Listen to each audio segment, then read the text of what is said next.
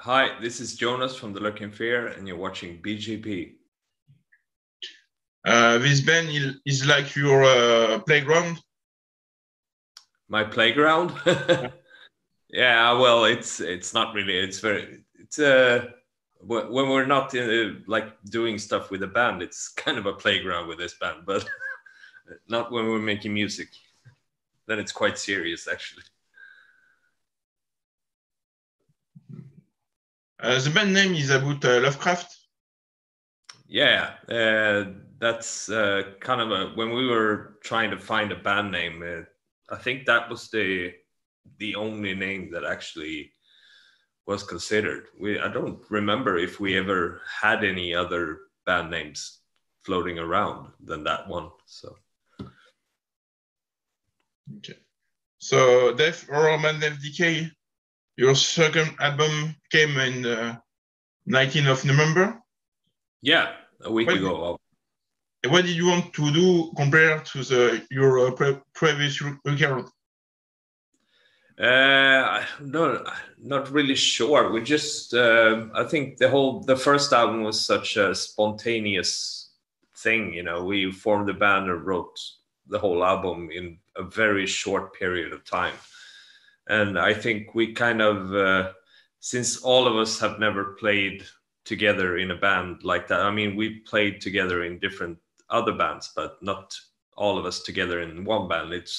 I think we've found a lot more our own identity on this record than on the first one. Okay. And what was the writing process compared to the previous? Well, we wrote it a bit differently. We wrote it over like a period of a year almost. And we wrote like 2 or 3 songs at a time and just focused on them. Instead of, I mean, on the first record, we just wrote everything at the same time and just like bouncing ideas all the time. But this time it was a bit more focused, and we thought a lot more when we did the arranging of the songs and stuff. So I think that's, I mean, for ourselves, we hear that in the album, that it's a lot more focused than the first one. You had more time with the COVID stuff? Well, a hard time, you mean? No. Well, the whole pandemic, actually, I've said it before, you know, the only good thing that's come out of it, I think, is that you actually had a lot more time to really just focus on writing and recording when there was no touring in between or anything. So I think that was for creating new stuff, it was a good thing. What are the topics of the album? Other topics? Well, I mean, that's really a question for Thomas, but because he writes the lyrics. But I mean, it's not really any topic. He gets to delve more into the horror stuff in these lyrics than he does with At Gates. So it's a lot. It's still very literarian because that's how he works. You know, he loves books and authors and stuff. So and the dark and pessimistic side of the world, I don't know. That's more or less. It's just horror stories, really.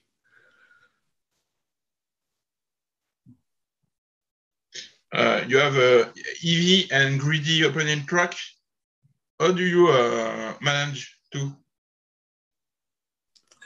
Say that again.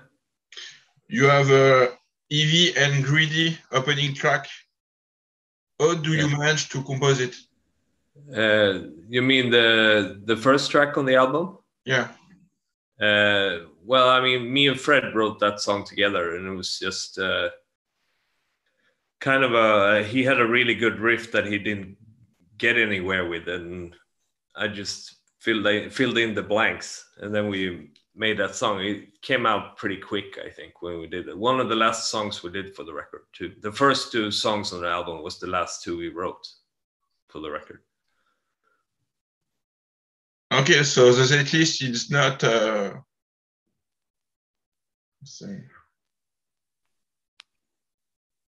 one, compose one?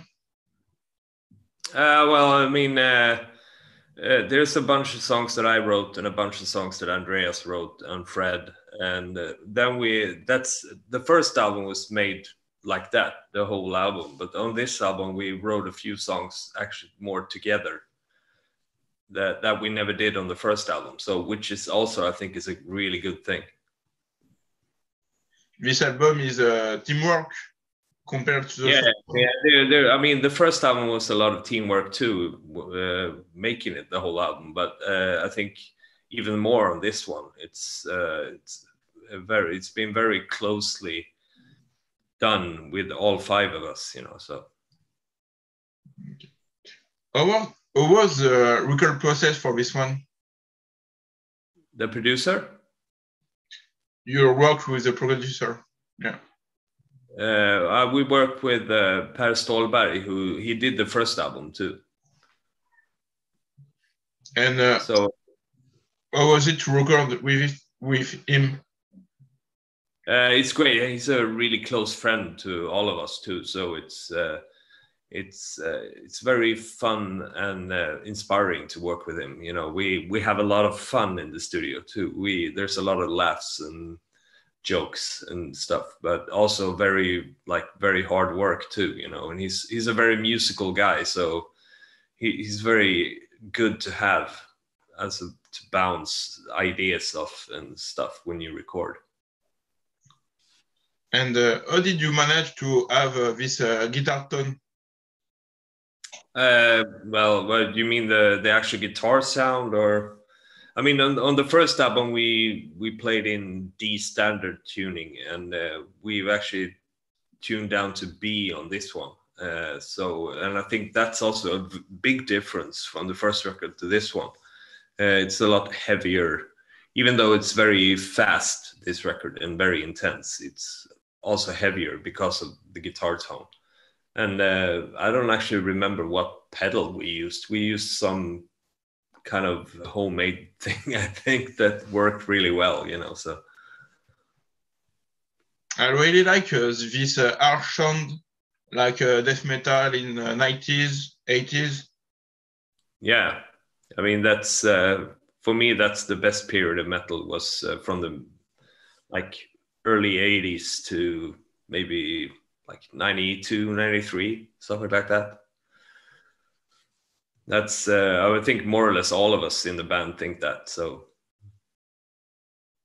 At the Gates, it's more modern. At the Gates is more modern, yeah, and a bit more experimental. And At the Gates is a completely different beast than the Lurking Furies. You know, it's which is I mean, if it would, I don't think it would work at all if the Lurking Furies played melodic death metal the way that At the Gates does. It just wouldn't work, I think. Have you got a studio anecdote? Sorry, say again? Have you got a studio anecdote? A studio anecdote? Well, the one funny thing was this guy who also has a small studio in the house where we recorded. There's a bunch of small studios in that house too, and he used to collect Pokemon cards when he was a kid, and then he found all of his cards in his parents' house, and he sold one of those cards for $50,000. That, and all of us were like, "What?" That's one of the funny anecdotes from the studio. There was a lot of beer drinking also. Yeah, always. Yeah. What are the inspiration for the song One in Flesh? This remind me horror stuff like Tale of the Crypt or movies. Some. You mean the lyrics? The music. The music, well, I don't know really. I mean, Andreas wrote that one, and I don't think none of us really sits down and listen to anything before we write the song. Stuff just comes, and then that kind of sounds like that or whatever, you know. So I can't really answer that question because it's that's better for Andreas to answer that, and he's not here now. So what are your approach with the guitar for this band compared to At the Gates? It's a lot more. We usually say that we play meat and potatoes death metal compared to At the Gates, which is a lot more. I mean, not to say that Lurking Fear stuff is not technical. I mean, I still write a bit of like weird technical stuff for the Lurking Fear, but it's usually just very like heads on. There's no fuss, really tricky stuff, you know. It's straight to the point, really. Straight in the face, always. Sorry? Straight in the face. Yeah. How did you choose to cover from this album? The covers? Yeah. You mean the album cover or the 2 cover songs? The cover song, yeah. Well, the record label wanted us to do to have 2 bonus tracks and suggested we do 2 covers. And Thomas suggested the Slaughter song, The Curse, and I wanted to do Seance by Possessed. That has always been my favorite song with Possessed. So that's how we chose it. And we didn't really have any more songs that we thought about. Everyone just agreed on those 2 right away. So. Okay. And the drum was recorded in UK? Yeah, because when we recorded in the spring, it was March, I think. Adrian wasn't able to fly over because of the pandemic stuff, because he had to do like so many tests for COVID and stuff. And so it was kind of a last minute thing that he actually recorded the drums in the UK. But I mean, it still turned out great. So we actually recorded simultaneously. So he recorded drums for like 2 songs every day and then sent over the drums, and we recorded the guitars right away after we got the drums. So it was not just he did the drums one week and we did our stuff the week after, because we did everything during the same week. Okay. For the composing process, it's always guitar first? Or yeah, the guitars. I mean, I did all the demos for all the songs, even the songs I didn't write. I did like all the demos, and then Adrian put drums on and Thomas did his vocals, just to be able to listen to the demos with everything with the same sound, really. So because on the first album Andreas did his own demos and stuff, and it sounds the recordings on that was completely different to mine. So it's a lot more, you actually hear an album already in the demos that way, when you just make everything sound like really good already there, you know. Okay.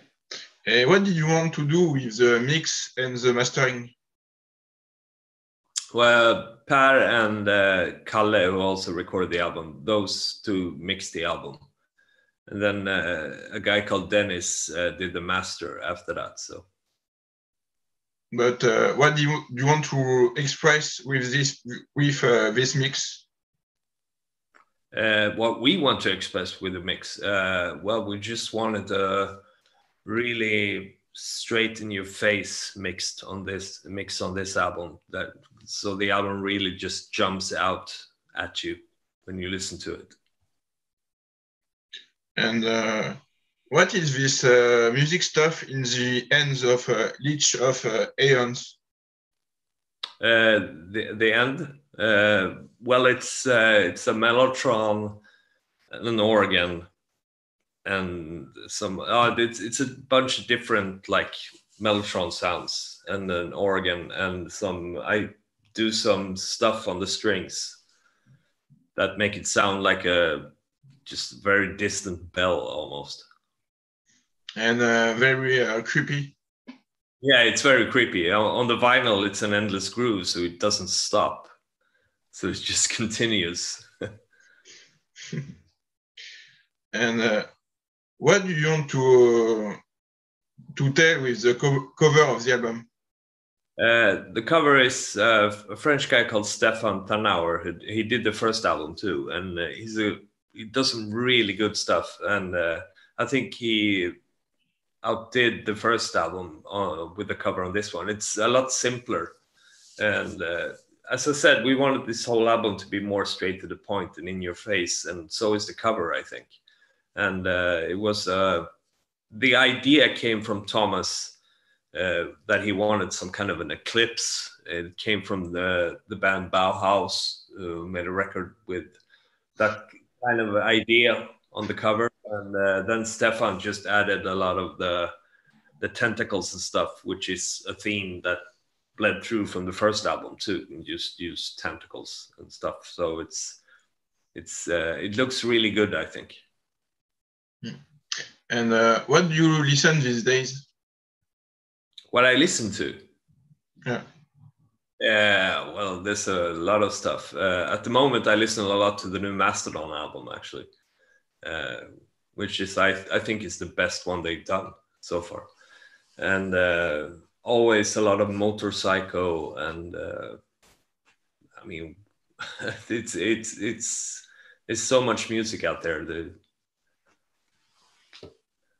Yeah, I see. And this day you work for the other band? Work for the other band? If I play in other bands? For your other project? Well, I play in a bunch of bands, and I mean, I play in Electric Hydra and Venus Principle and Bones of Hades, and what else? Am I forgetting any band? And God Macabre, that's just a live band, really. So.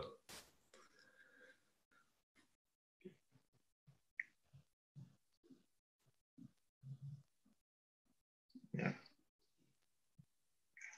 How came the guest in the? How came Chris Reifert on the vocals on the kaleidoscopic mutation? Yeah, Chris is an old friend, and we thought it was a good idea to have him on that track because we felt it suited him very good. And I just sent him a text and asked him, and then he said yes right away. Just, hell yeah, I'll do that. And so, I mean, Chris, even though he's a friend, he's a legend, so he's still one of the best ones, best drummers and best singers in death metal, I think. I really like the short song in this album, like straight 1 minute in the face. Yeah, I mean, that was not really intentional. I mean, Death Reborn, which is 1 minute and 11 seconds, and that was the last song written for the album. And Andreas kind of just did that one straight after one of the other songs that he wrote. And I got this idea, and just send it over. And we said, don't make it any longer. It should just be like this, So I think it's very cool to have, like, the first 3 songs are very short on the album, just straight to the point. And how did you choose for clip it, Death Reborn? For the video? Yeah. It's a guy called Max that I've worked with a couple of other times with another band, and he's great because he works really fast, and there's no unnecessary takes and stuff. He's just he's very professional and fast in everything he does. There's just no overthinking stuff. Okay, but it's not common to take one song of 1 minute 40 for a clip video. Yeah, but I mean, it would be strange. We talked about first having that as the first single, but then there was like, oh no, it's too short for the first single, let's have it as the second single, So I mean, it's better to leave people wanting more than thinking a song is way too long or whatever. This is getting boring, you know. So. Okay. Can we order a special bundle? Come again? Can we order a special bundle? Yeah, like by name collector. Trust no one here in Sweden that does all our merch and stuff. You can order a bundle with a shirt and patch, I think, with the vinyl. Okay. I think the CD might be in there also. I'm not sure. Can we expect a Europe tour? Well, hopefully one day we'll do like a shorter tour. I don't think it's gonna be like a longer tour, like 4 or 5 weeks or anything like that. Maybe a week or two, you know. Hopefully we'll do that soon. That would be very fun to do that. Okay. The main project at the Gates release an album this year, right? Yeah. So you have to tour for at the Gates? Yeah, I mean, at the Gates tour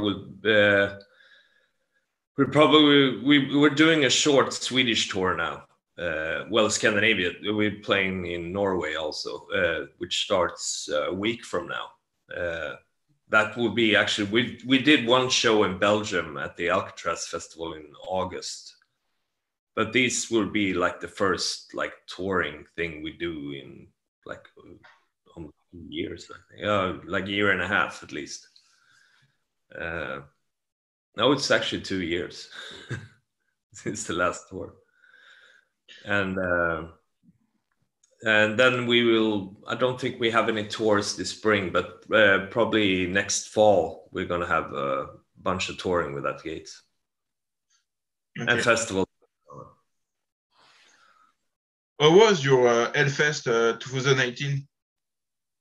Hellfest 2019 was a lot of. I mean, did we play 2019? I think we played 2018 with at the Gates.